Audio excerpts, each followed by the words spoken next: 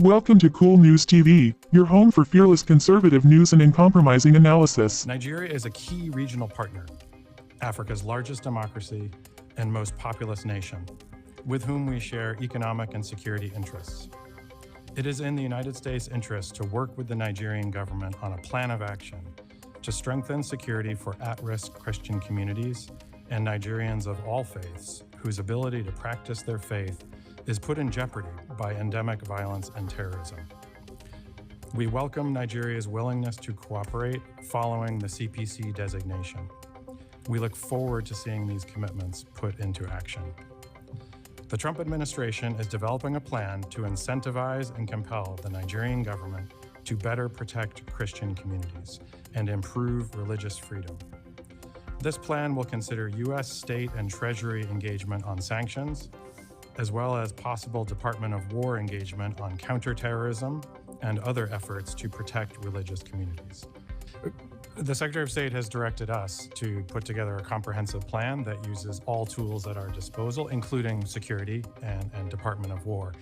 And this would be primarily focused on the security that we are providing to the government of Nigeria and how they are deploying their assets.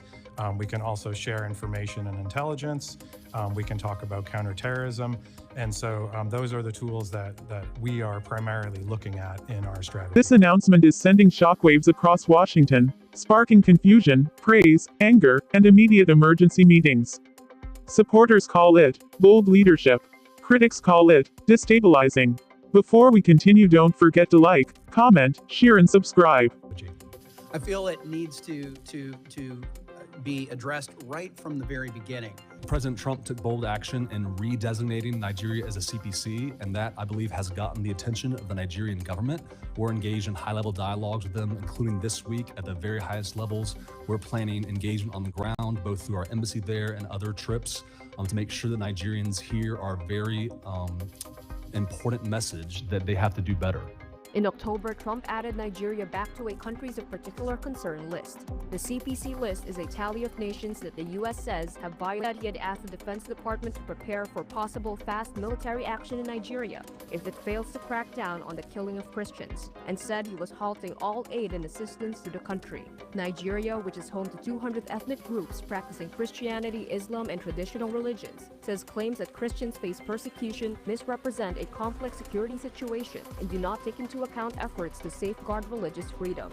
The country has experienced periodic violence, often linked to ethnic divisions and conflict over scarce resources. The extremist Islamist armed group Boko Haram has also terrorized northeastern Nigeria, an insurgency that has killed tens of thousands of people over the past 15 years.